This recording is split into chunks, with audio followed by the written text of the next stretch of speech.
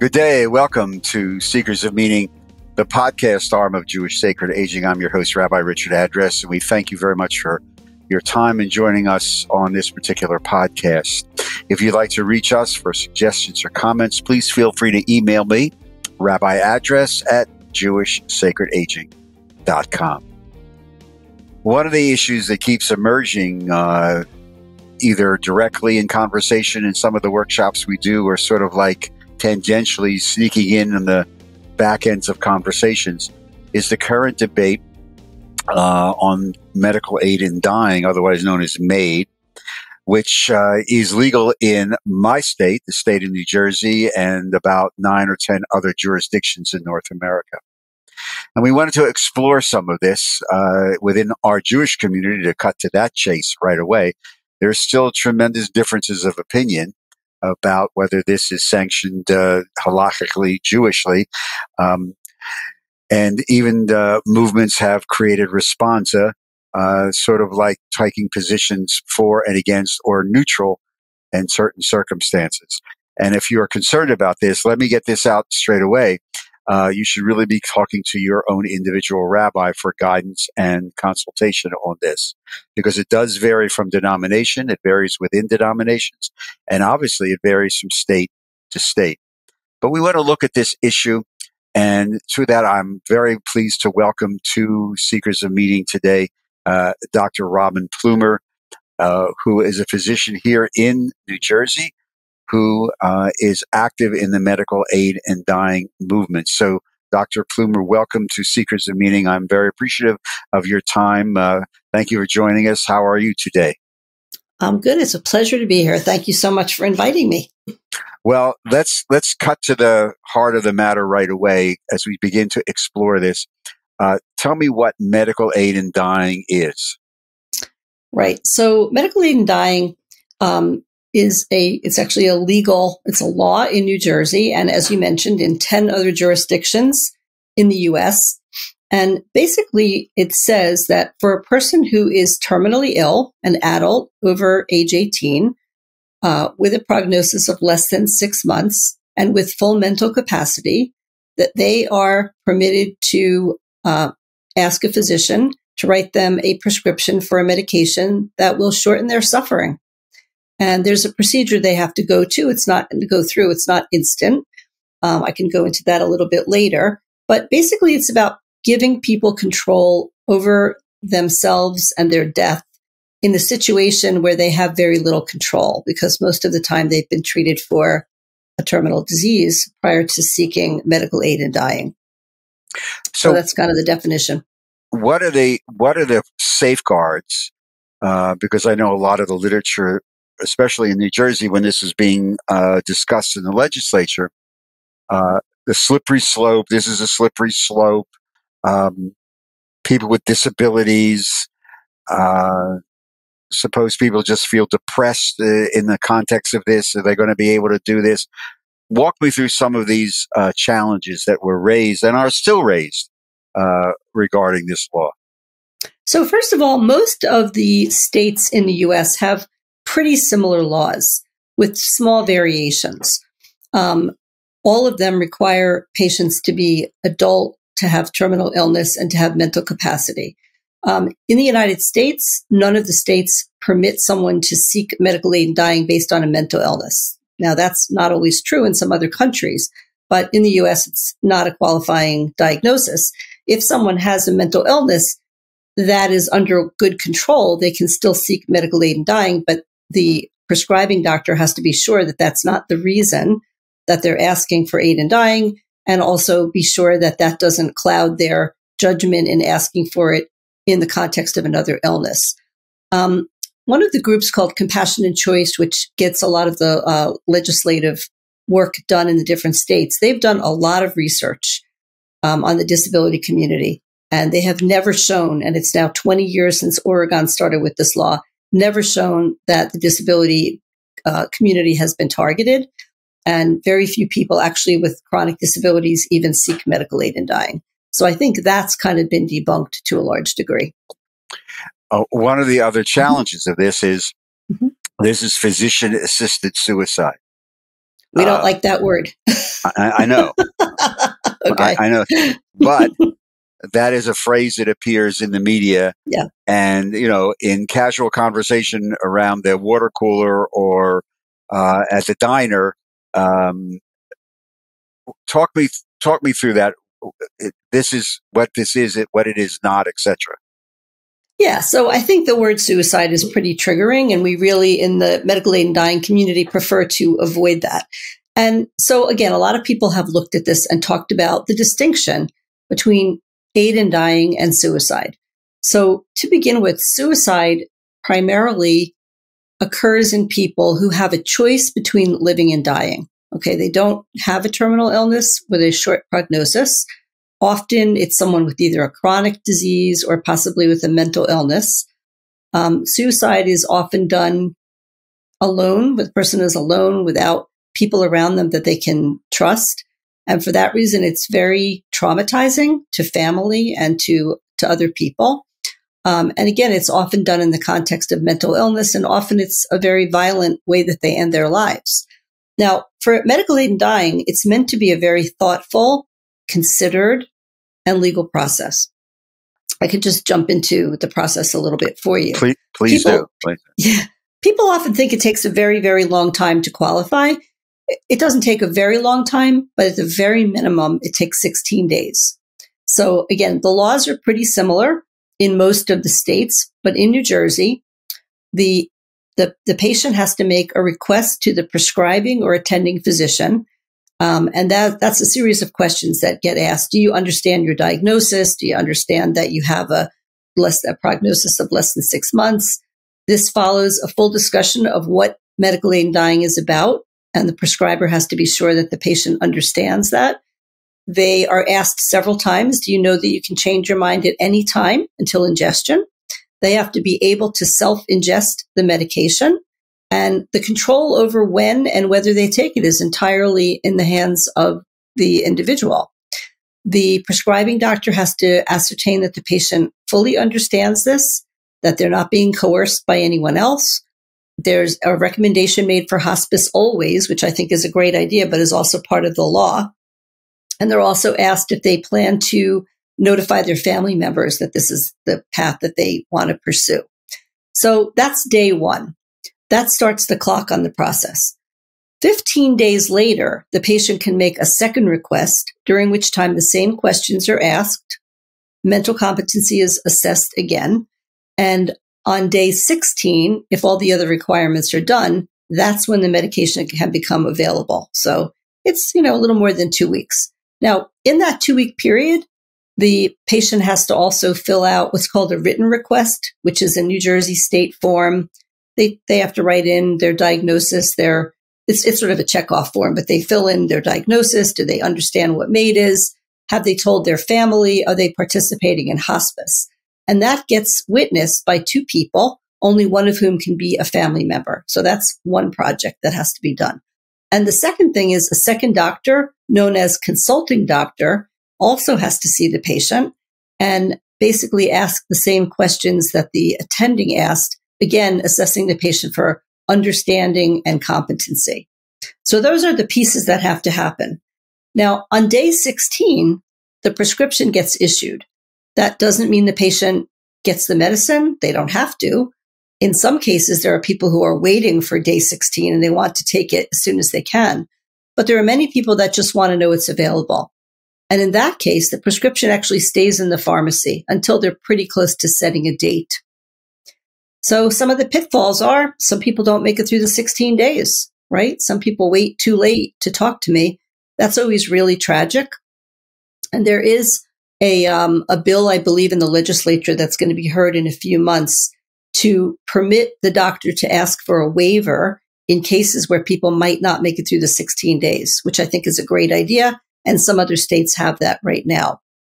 There are some people who qualify and either do or don't pick up the medication, but they can never quite set the date. They're just not ready to do it. And that's fine. And I support them as an end-of-life doctor and help them with symptoms. And some people die without the medication. And then there are other people who might get the medicine, but might lose either their physical or mental capability to take it when they finally decide. So the day that they take the medication, they have to be able to look at me, say that they understand what aid in dying is, affirm that that's what they want to do, and be able to self-ingest the medication. So there's quite a lot of safeguards, I think, on the process. It's not certainly not meant to be a last-minute decision ever.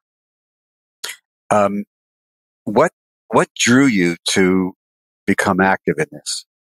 So my career was that I was an emergency doctor for 30 years. I mostly practiced in the South Jersey area. And then in 2008, I actually left and went to New Zealand. And I went for 1 year because I always wanted to live outside the country and see what that was like. New Zealand is an absolutely gorgeous place, and I loved living there. And I was practicing emergency medicine. And each year I kept renewing my time in New Zealand. I ended up being there for 9 years. Wow. And while I was there, I got interested in hospice and palliative care and started to work in addition to emergency medicine in hospice palliative care. And also I did a postgraduate degree at University of Auckland in hospice palliative care. And then in 2017, I came back to the U.S. to help my family because my dad was sick with Parkinson's disease. And I had always said I'd come back to help. And I have to admit that I didn't know that New Jersey was working on passing this law because I wasn't really, in New Jersey or really paying very close attention to what was going on in the medical community while I was out of the country. So it was a little bit of a surprise to me in 2019 when I was working in hospice, and the hospice I was working for gave a little seminar and they said, hey, everybody, New Jersey has medical aid in dying, and this is how it works. And at the end of the seminar, they said, oh, but by the way, none of our doctors are allowed to prescribe this medicine. So I thought that was kind of interesting. And about 6 months later, when I left that hospice, I thought, well, I wonder who is prescribing this medicine. And I tried to find some doctors in New Jersey, and I couldn't even find anyone who knew anything about it or was prescribing. There were a few individuals, but not very many. So I kind of did a deep dive into the community of medical aid in dying, which there is a group called acamaid.org, and it's based out of California, but a lot of it is practitioners out of Washington, Oregon, California, some of the states out west, where aid in dying has been ensconced for a number of years. And I spoke to a lot of people and learned about how it works and some of the pitfalls and how to write the prescriptions. And I formed a little practice with a colleague of mine who is a former ER nurse. And I think for both of us, having had a lot of experience working in an emergency department and seeing sudden, tragic, really traumatic deaths for families, we were ready to look at a different kind of end of life. And it's just been an amazing journey to have really the luxury to work with families in a much more quiet setting and really get to know them, and then to be there for very peaceful deaths. So unlike what we both saw working in the hospital setting. So that's kind of how I got where I am. The working with the families component, could you talk to me a little bit about that? You prescribe the prescription, people go through the 16 days, they use it or they don't use it, but there's that dynamic that surrounds the patient of the family. How much do you interact with them? A lot. And, I'm coming from a hospice background. That was kind of how I came to this. And I'm sort of a hospice physician at heart. So although the law only requires that I see the patient 2 times and coordinate all of the paperwork and then give them the prescription, that's not how my practice works. So pretty much from the first day, I'm helping with symptom management, working a lot with the families. And, that's the hospice model, is that the patient is not the only person being treated, that it's a family model. So my partner and I get to know our patients and their families very well. I would say that in many occasions, we're speaking to them every day or every other day, kind of keeping our finger on the pulse of how things are going. We sometimes have to be advising about if we think they're getting worse or getting closer to needing to make a decision, but we never make that decision for them. It's always up to them. And we support them no matter what they choose. Now, the other part of the law is it doesn't say that any medical attendant has to be present on the day that somebody takes aid in dying. But I think that that is terrifying. And again, as an emergency doctor, I think about all the potential things that could go wrong. And I wouldn't even want my family to be in that situation. So we basically are present at every single death. One or both of us are there, and we are there to mix the medicine, present it to the patient. Of course, they have to self-ingest, so we monitor that, and we stay with the family until they die, which could be sometimes a long time. So we're very, very involved. When you say mix the medicine, is this a liquid or an injection? Or so it cannot be an injection. Again, this has got to be administered through the GI tract. Okay, so either drinking it or some other portal into the GI tract. It comes as a compounded powder. It's 5 different medications made by certain compounding pharmacies, only a few in the state of New Jersey that will even make it up. And on the day that the person plans to take it, it gets mixed with about 3 ounces of usually apple juice, cranberry juice, something like that. And then it's presented to the patient, and they need to drink it in under 2 minutes, which is generally not really that fast if you think of it, for about a half a cup. Although I do have to say that it does not taste very good. And we have a couple of little tricks about how we try to help people with that. We preload them with some sweet Italian ice. And as they're drinking, they sometimes will pause and they'll get another mouthful or 2 of Italian ice, and they end with the Italian ice too. And then once they're finished drinking it, generally most people fall asleep within 5 to 10 minutes. They just gently fall asleep. 80% of people die within 2 hours. It's not instantaneous, right? They go into a light sleep, then they go into a deep sleep, and then it varies with the person and their condition, how they do. As I said, 80% die in 2 hours. Some people go a little longer. I think currently it's 95% die by 5 hours. But that period of time is a really interesting and special time for the family, because it gives them a little bit of time to really accept that this person is going to die. And sometimes when people die very quickly, it's too sudden. They don't have a chance to kind of absorb it and sit with it. Whereas when it's more like a 2-hour, 3-hour period of time, and they're seeing that the person that they love is gently sleeping, not in pain. Often people who have been in pain, you see their face relax, you see their breathing relax, and family kind of open up a little bit, and they can talk about the person. And it's really kind of a special and sacred time in many ways. The issue of quality of life, I'm sure it comes up in a lot of the conversations. Yes. Could you talk to me a little bit about how you work through that with I would imagine that it varies from patient to patient. So could you just unpack that in your practice a little bit? Right. So first of all, I generally am working with hospice on this. Okay. We kind of work parallel to each other. And hospice, of course, provides, social work and nursing and a whole structure. So a lot of times they will be working along with me and with the patient on that. One of the things I want to say is that you would think that the main reason people choose aid in dying is because pain is terrible and they don't want to be in pain. But that's not generally the reason, because hospice is very good at pain management. And it does come down to a bigger question of quality of life. And it also comes down to people, they use the term death with dignity, although I don't think that's exclusive to aid in dying. But the personality type of the kind of person who chooses aid in dying is generally someone who's fiercely independent, wants to be in control, and is very resolute about their decisions. So that's the kind of person that chooses aid in dying. And these are people who are usually very sensitive to the issue about quality of life. I'll hear people say, I can't do anything. I feel like I'm a stick of furniture. I can't participate. I hate people changing my diapers. Those kinds of issues really come into play. So, people do ask me, how do I make the decision? I can only offer them what other people tell me, because it's a very personal decision. A lot of times it comes down to the individual's balance about how much pain are you having every day, and pain in not just a physical sense, but, emotional sense, and how much can I participate, versus how much pleasure. And it's always an independent decision for that. It's a really hard decision. There are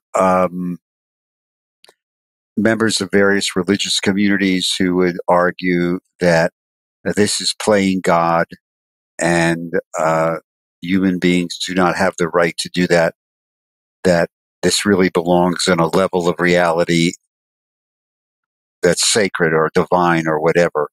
How do you begin to walk that walk? Yeah, it's pretty fascinating. So we've had people from all religions. I mean, lots of the different Christian denominations, lots of Jewish people. We've had Hindu. We've had, I think, a couple of others. I don't know if I've had any Muslim people. But so fortunately, so my background's Jewish and my partner, her background's Catholic. And that's been really helpful because she can speak a lot more clearly to people of Christian background. And when individuals are polled, and Compassionate Choices has done a lot of polls about this, individuals from every religion, for the most part, are in favor of people having the choice for aid in dying. Obviously, not every religion will say that that's okay, but the individual people often do want it. So my partner Elizabeth says that even in the Christian religion, that the Pope doesn't want people to suffer, that you don't really get any extra credit for suffering, although individual people might disagree with that.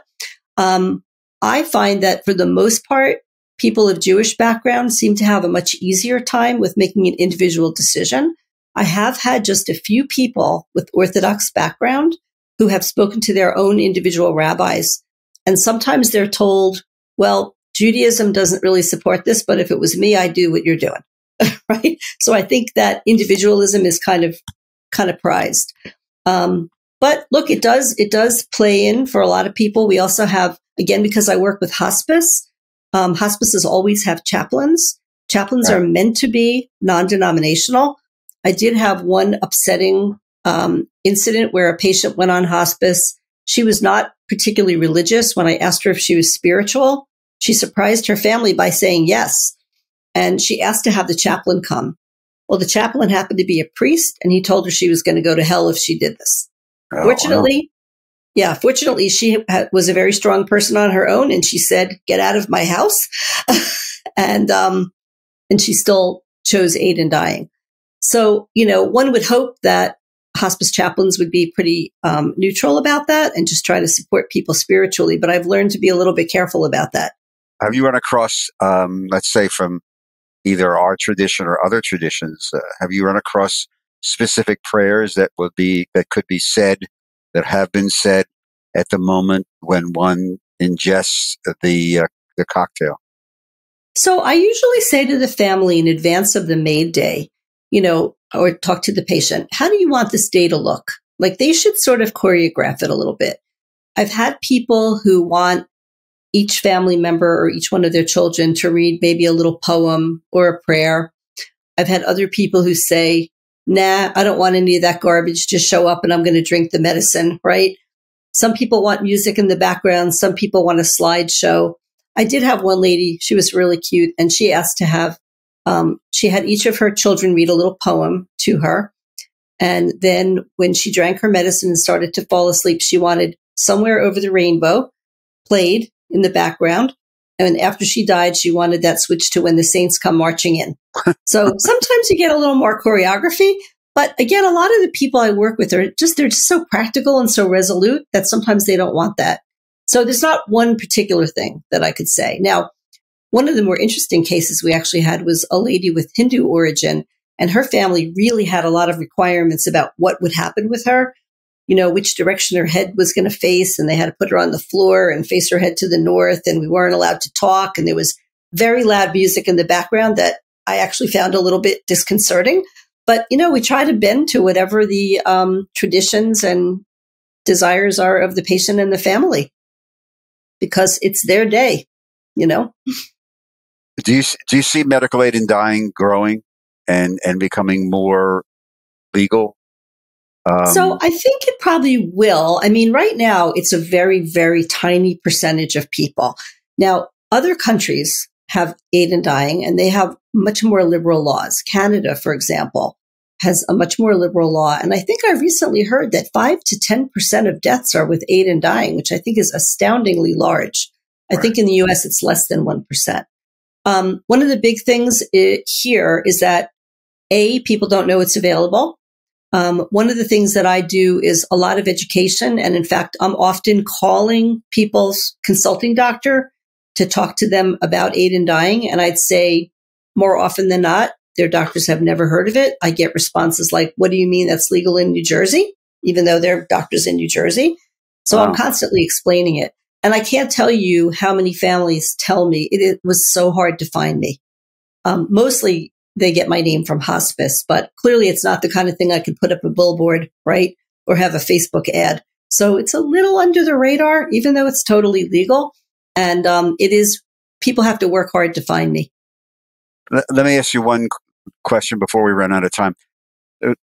This is legal in the state of New Jersey. Yes. Now, suppose somebody across the river from my old neighborhood in Mount Airy in Philadelphia, in Pennsylvania, is in a situation that conforms to the law. But they live in Pennsylvania. They call you up. They get a hold of you. They find out about you. Do they then have to have a minimum residency requirement in the state of New Jersey for you to treat them? Or can you treat them by living in a state where it's not legal? Excuse me. So what you're talking about is medical tourism. And I haven't had a lot of that, but I have had some patients. What they need to do is they do need to move to New Jersey. They need to legally establish residency. There's no period of time that they need to be here, but what they need to do to establish residency is either have a New Jersey driver's license, a state income tax return, or a voter registration card.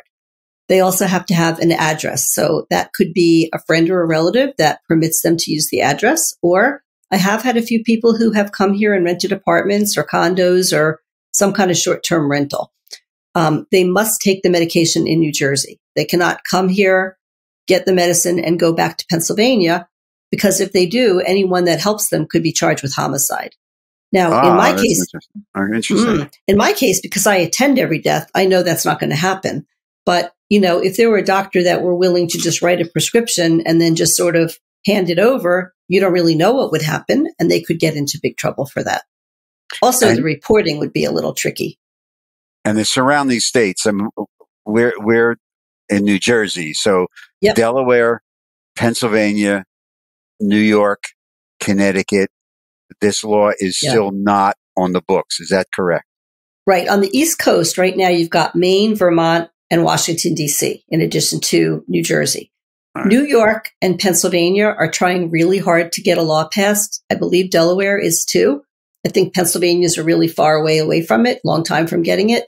But, they're working hard in a lot of these legislations to try to get the law passed. Yeah.